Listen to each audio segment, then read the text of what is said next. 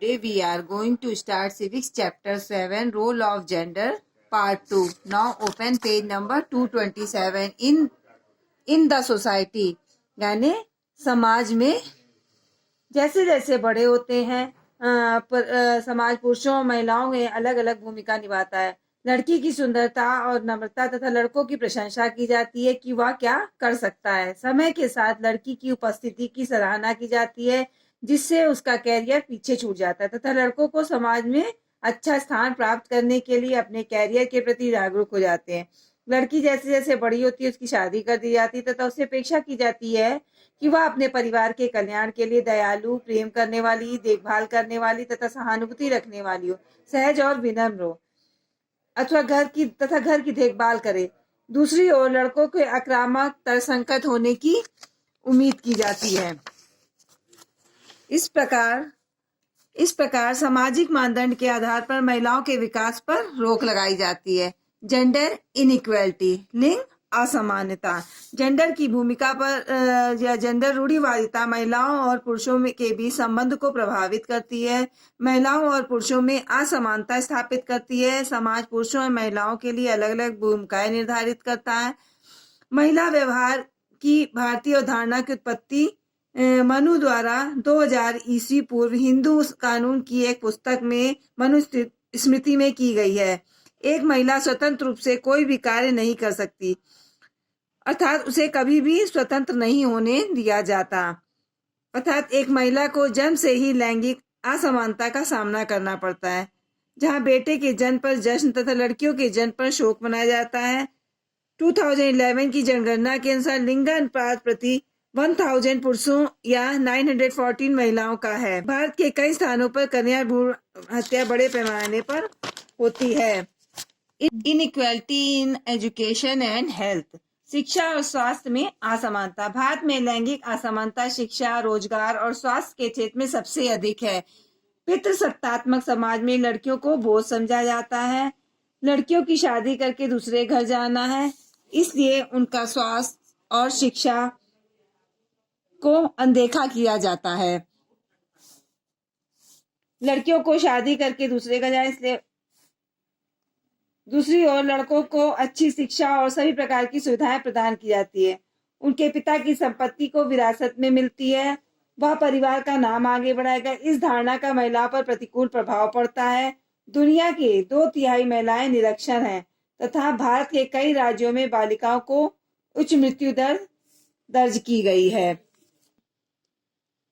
Inequality at home, घर में असमानता। भारत में लिंग भूमिका के पारंपरिक विभाजन के कारण भले ही एक महिला नौकरी करती है, पर घर या परिवार की देखभाल करना उसकी प्राथमिक जिम्मेदारी होती है। खरीदारी, बच्चों को देखना, कपड़े धोना, खाना बनाना, साफ सफाई आदि की जिम्मेदारी महिलाओं की होती है।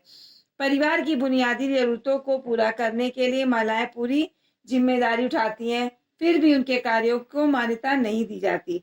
महिलाओं को बाहरी पुरुषों से बात करने, अपनी अपनी इच्छा अनुसार कपड़े पहनने तथा अंधेरा होने पर घर से बाहर रहने की अनुमति नहीं दी जाती है। हालांकि यह धारणा धीरे धीरे बदल रही है।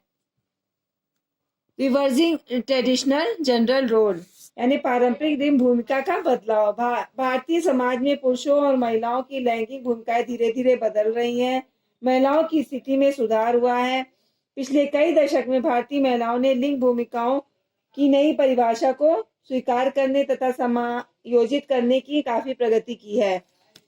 कई महिला मुक्ति आंदोलनों के द्वारा रूढ़िवादी लिंग भूमिका की परिभाषा के लिए कड़ा संघर्ष किया है। महिला शिक्षा के कारण कार्यस्थलों में महिलाओं की वृद्धि हुई है। सामाजिक विकास के लिए उभयलिंगी रोल प्रदर्शित करना, यानी एक ही व्यक्ति में स्त्री एवं पुरुष दोनों के गुणों का सम्मिश्रण है। उदाहरण के लिए एक महिला घर तथा पुलिस की नौकरी कर सकती है और एक पुरुष सॉफ्टवेयर इंजीनियर के साथ साथ घर में खाना भी बना सकता है। वुमेन वर्क एंड इक्वालिटी, महिला कार्य और असमानता। 1945 में संयुक्त राष्ट्र चार्टर को अपनाने के बाद पुरुष और महिलाओं को मानवाधिकार के मौलिक सिद्धांत के रूप में स्वीकार किया गया। भारत के संविधान में लैंगिक असमानता को निश्चित किया गया। आज प्रीनेटल डायग्नोस्टिक टेक्निक्स एक्ट के तहत 1994 में लिंग निर्धारण परीक्षण तथा कन्या भ्रूण हत्या पर प्रतिबंध लगा दिया गया। भारत के संविधान ने शुरू से ही महिलाओं को वोट देने का अधिकार दिया। सरकार ने कई गांव में आंगनवाड़ी स्थापित की है, जहां महिलाएं घरेलू जीवन की बाधाओं को पार कर काम करती हैं। महिलाओं को निरक्षरता के कारण वे अपने अधिकारों के लिए अनजान है। इकोनॉमिक एस्पेक्ट्स ऑफ जेंडर, लिंग की आर्थिक पहलू। कार्यस्थल पर महिलाओं की उपस्थिति ने पुराने दृष्टिकोण व्यवहार में बदलाव आया है। महिलाएं किसी न किसी रूप में कार्य करती हैं तथा अर्थव्यवस्था को योगदान करती हैं।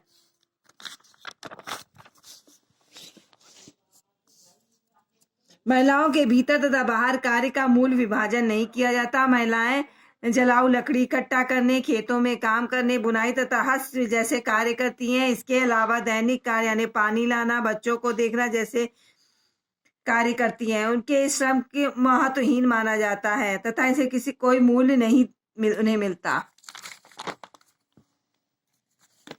औपचारिक क्षेत्र में ज्यादातर महिलाएं कार्य करती हैं। इसमें घरेलू नौकरी, छोटे व्यापार, कारीगर तथा खेतीहर मजदूर जैसे रोजगार हैं। दुकान तथा कारखानों तथा सार्वजनिक क्षेत्रों में भी कार्य करने वाली महिलाओं की स्थिति बेहतर है तथा वे अपने पैसे अपने परिवार वालों को सौंप देती हैं। वुमेन्स मूवमेंट, महिला आंदोलन। आज लड़कियां स्कूल जा रही हैं, महिलाओं की स्थिति में सुधार हुआ है। अधिकतर महिलाएं सम्मान के पदों पर कार्य कर रही हैं तथा पुरुषों को समान वेतन अर्जित कर रही हैं। सरकार ने 2001 में महिला सशक्तिकरण के लिए राष्ट्रीय नीति की घोषणा की। आज सरकारी निकायों में महिलाओं का 33% आरक्षण निश्चित है। केंद्र तथा राज्य सरकार में कई महिलाएं मुख्यमंत्री हैं। दहेज निषेध अधिनियम भी बनाया गया है। आज बहुत सी महान महिलाएं भी हैं जिन्होंने समाज में एक मिसाल कायम की है तथा यह साबित कर दिया है कि वह पुरुषों से आगे निकल सकती हैं।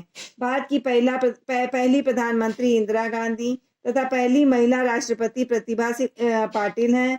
उच्च न्यायालय के मुख्य महिला न्यायाधीश रोहिणी तथा सर्वोच्च न्यायालय की महिला न्यायाधीश एम फातिमा बीवी सभी रोल मॉडल हैं। Women achievers of India, Bharat की महिला अचीवर्स। आज की नारी जागरूक हैं तथा अपने अधिकारों के लिए लड़ती हैं। यह अभियानों, रैलियों तथा विरोधों के आधार पर अपनी स्वतंत्रता व्यक्त करती हैं। जब महिला के समर्थन और सशक्तिकरण किया जाता है तो समाज में सभी को लाभ होता है। उनका परिवार स्वस्थ रहता है, बच्चे स्कूल जाते हैं तथा उत्पादन में सुधार होता है। Now chapter is over. Thank you class.